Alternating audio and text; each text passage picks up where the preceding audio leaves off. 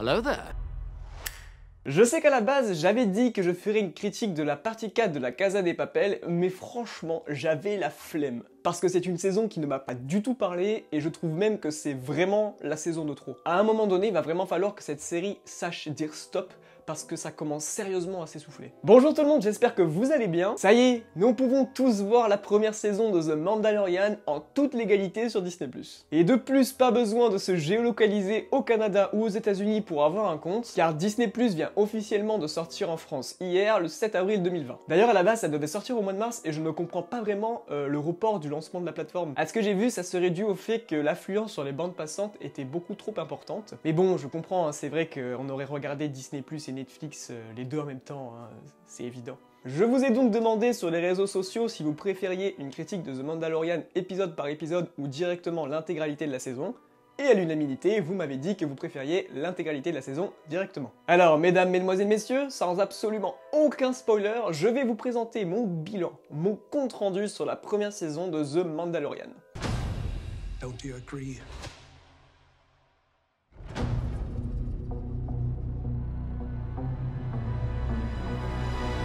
C'est vraiment la première fois que je fais une critique série sur la chaîne, du coup, elle va un peu me servir entre guillemets d'exercice, parce que je me suis vite rendu compte à l'écriture qu'il fallait pas que j'aborde une série comme j'aborderais un film. The Mandalorian est donc une série originale Disney+, écrite par Jon Favreau. Oui, encore lui, il est absolument partout en ce moment avec Disney. Et la série se situe entre l'épisode 6 et l'épisode 7. Dans l'histoire, on va donc suivre le quotidien d'un chasseur de primes interprété par Oberyn Martell.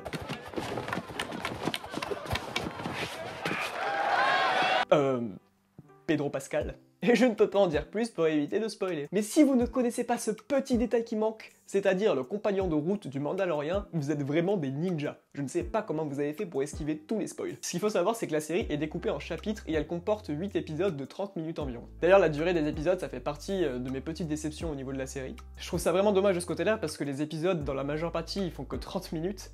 Et du coup, la durée totale de la série, ça tourne autour de 4-5 heures maximum. C'est qu'un détail, hein, je suis absolument d'accord, mais personnellement ça m'a dérangé parce que je m'attendais vraiment à des gros épisodes de 50 minutes. J'attendais vraiment beaucoup cette série parce que, en général, j'aime beaucoup tout ce qui touche à l'univers Star Wars. Je ne suis pas un gros puriste et je ne suis ni un fan hardcore, mais j'en suis quand même un grand adorateur. Dans l'ensemble, j'ai plutôt bien aimé la série, j'ai vraiment pris beaucoup de plaisir à la suivre, il y a énormément de qualité, mais objectivement et avec le recul, je vous avoue que sur les 8 épisodes proposés, c'est-à-dire l'intégralité de la saison, j'en suis ressorti extrêmement mitigé et même un peu déçu. Malgré les énormes qualités qu'elle a, la série, vous allez vous rendre compte qu'il y a énormément de défauts qu'il va falloir corriger pour la saison 2. Il y a quand même un point sur lequel on va tomber tous d'accord, c'est que le lancement au Disney+ aux États-Unis, ça s'est joué sur cette série. D'ailleurs, ce que j'ai trouvé plutôt drôle aux États-Unis, c'est qu'après la diffusion du final de The Mandalorian, il y a eu beaucoup de désabonnements au niveau de Disney+, et je suis persuadé que ça va faire exactement la même chose en France. Hein. C'est vraiment ballot, hein, mais il faut s'y attendre, hein. On a tous fait ça avec OCS et Game of Thrones. D'entrée, ce qui est vraiment cool, c'est que qui dit nouvelle série Star Wars, dit tout nouveau logo pour inaugurer tout ça. Et il est franchement très classe. Je ne vous le passe pas, même si je sais que ce n'est pas du spoil, mais j'ai pas envie de vous gâcher en fait le plaisir de la découverte, parce que je sais que pour certains et certaines d'entre vous, c'est un sujet un petit peu sensible. Ce que j'ai vraiment trouvé cool dans la série, c'est que visuellement c'est très réussi. Il n'y a vraiment rien à redire, pas de soucis là-dessus. Ils ont vraiment fait un effort par rapport à ça, et on sent que Disney a mis le budget qu'il fallait pour rendre tout ça très cohérent et très beau. La mise en scène, elle est très classique, mais elle est très efficace et on se fait difficilement chier devant les épisodes. Enfin, pas pour tous les épisodes, mais on y reviendra. C'est vrai qu'esthétiquement c'est très beau, il y a des panoramas de folie, des effets spéciaux magnifiques et des décors somptueux. Ils ont vraiment fait un super taf là-dessus et c'est très propre. On sent vraiment qu'ils ont voulu faire plaisir aux puristes de la première heure et on retrouve vraiment beaucoup l'esthétique de la trilogie originale. Les nouvelles créatures dans l'ensemble elles sont très cool et certains personnages secondaires arrivent quand même à sortir du lot. Pour ma part, ce que j'ai vraiment trouvé super cool, c'est peut-être bête, mais c'est vraiment les génériques de fin en fait. C'est un peu comme des fresques bonus qui viennent te résumer l'épisode que tu viens de voir et dans la forme ça ressemble beaucoup à des concepts art et graphiquement, ça a vraiment beaucoup de classe. Et puis je trouve que ça donne un peu un aspect homérique, c'est-à-dire en gros que ça appuie le côté spectaculaire et épique du récit. D'ailleurs dans le récit, ils ont même pris une idée que j'avais trouvé vraiment très cool dans l'épisode 7, c'est-à-dire le fait en fait de rendre les Stormtroopers un peu plus importants en leur donnant des dialogues super bien trouvés. Je ne vous en dis pas plus. Les chorégraphies et les gunfights sont super impressionnants et j'ai même eu parfois l'impression qu'ils avaient vraiment tout misé là-dessus. Mais dans l'ensemble, c'est super bien foutu. Peut-être que je me trompe, hein, mais je crois qu'il y a un gunfight au blaster par épisode, donc de ce côté-là, vous ne serez pas déçus. Au Au niveau des sons, des bruitages et même de l'ambiance sonore en général, on ne se sent pas du tout dépaysé. Et on se retrouve rapidement en terrain connu. On réentend beaucoup ce qui a fait le lore de la saga Star Wars, que ce soit au niveau des sons du blaster ou des voix un peu robotiques des Stormtroopers ou même des bruitages des vaisseaux, c'est très fidèle. Musicalement parlant, ils ont vraiment essayé de faire quelque chose de différent et le thème principal composé par le génial Ludwig Göransson est incroyable. Si vous ne savez pas qui est Ludwig Göransson, c'est le compositeur qui est derrière la BO des deux Creed.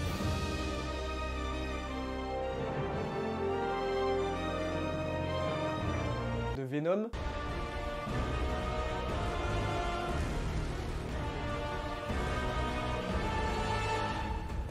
Et de Black Panther.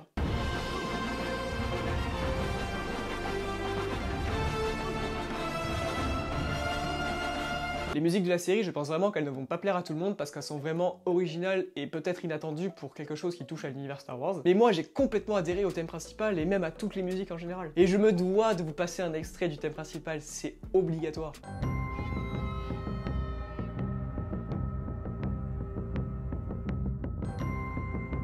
Musicalement parlant, je trouve que ça marque beaucoup plus que les 3 derniers Star Wars de Disney. On sent qu'il y a vraiment une recherche en plus sur The Mandalorian. Toutes les musiques sont vraiment super originales et on va même y retrouver un peu les mêmes tonalités tribales qu'il y avait dans l'OST de Black Panther. Et je vous le dis, Ludwig Göransson est un futur très grand compositeur. Il n'a que 35 ans et il a déjà un Oscar pour Black Panther.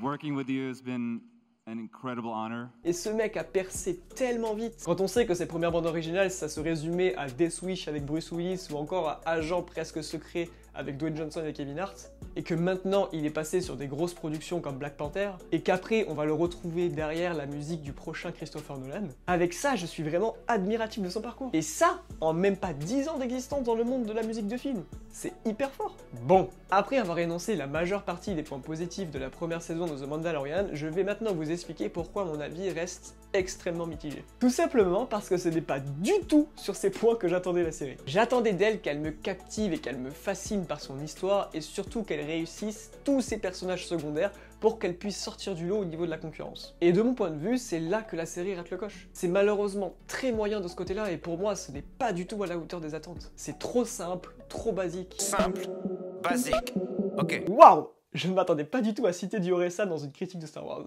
Sur 8 épisodes, il y a vraiment que la moitié que j'ai beaucoup aimé, à savoir les 3 premiers et le dernier. Je vais vous expliquer pourquoi. Pendant les 3 premiers épisodes, on a un fil rouge. Des enjeux et une histoire principale nous est présentée, histoire qui va beaucoup tourner autour du compagnon de route de Mando. On va l'appeler Mando, hein. Ça sera plus rapide que dire le titre en intégralité et en plus c'est comme ça qu'il l'appelle dans la série. Donc dans le premier épisode, on nous introduit vraiment efficacement l'univers et on nous montre la volonté de vouloir proposer quelque chose de différent, c'est-à-dire un western galactique dans l'univers de Star Wars, quelque chose qu'on avait déjà eu dans Solo. Donc dans ce pilote, on va nous présenter les enjeux et les éventuels problèmes que le personnage pourrait rencontrer pendant la série. Le second et le troisième épisode vont suivre parfaitement cette logique en y incorporant par-ci par-là des personnages secondaires et des compagnons de route. Mais après, le reste des épisodes hors finale, ce sont des épisodes fillers, c'est-à-dire des épisodes qui ne vont absolument pas servir à l'histoire principale. Et le pire, c'est que ces épisodes sont très banals et pas totalement convaincants. Et en plus, les personnages secondaires qu'on nous présente sont très mal introduits, très peu développés et surtout déjà vus. D'ailleurs, je vais vraiment mettre l'accent sur ce sentiment de déjà vu justement. On a encore beaucoup trop de fanservice, autant au niveau des personnages qu'au niveau des décors. Par exemple, le Mandalorien à travers son accoutrement va vraiment faire penser à Jango Fett. On va aussi y retrouver un ancien Stormtroopers et du coup c'est aussi quelque chose qui se rapproche de ce qu'on avait fait avec Finn dans l'épisode 7. Le compagnon de route de Mando va vous faire penser à un personnage culte de la saga. Et on a aussi un ou deux caméos, notamment celui d'un droïde. J'en oublie sûrement, mais vous avez compris l'idée. Et puis il y a beaucoup trop de personnages ratés au niveau des costumes et du maquillage, notamment dans l'épisode 6. Je trouve que c'est vraiment au niveau du mid-season que The Mandalorian a un gros ventre mou. Et en plus de ça, la série va multiplier les vannes sur le compagnon de route du Mandalorien, au point que ça peut en devenir vraiment très lourd pour certaines personnes. Un vide scénaristique. Allez hop, une petite vanne. Aïe putain de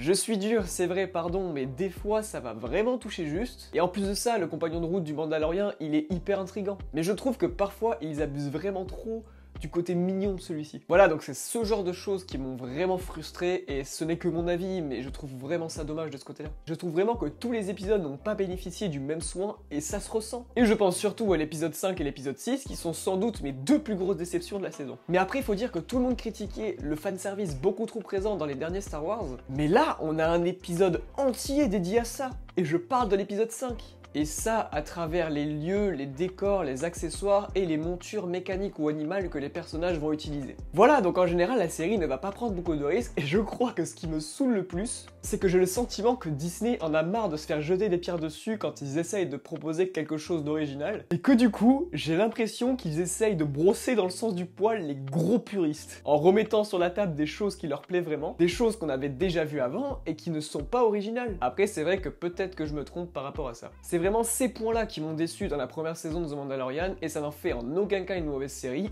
Au contraire, comme je l'ai dit en début de vidéo, c'est une série qui a énormément de qualité et tous les fans de la première heure y trouveront forcément leur compte. Mais pour moi, c'est beaucoup trop classique et déjà vu. Je trouve même qu'on dirait un recueil de quelques bonnes idées qui ont marché dans la trilogie originale. Peut-être que j'en attendais trop. Mais je me dis quand même qu'il y a des bases solides et j'attends quand même impatiemment la suite qui elle est prévue pour 2020 si tout se passe bien. Voilà, c'est tout pour la vidéo, j'espère qu'elle vous a plu, vous savez que c'est bien évidemment tout le but.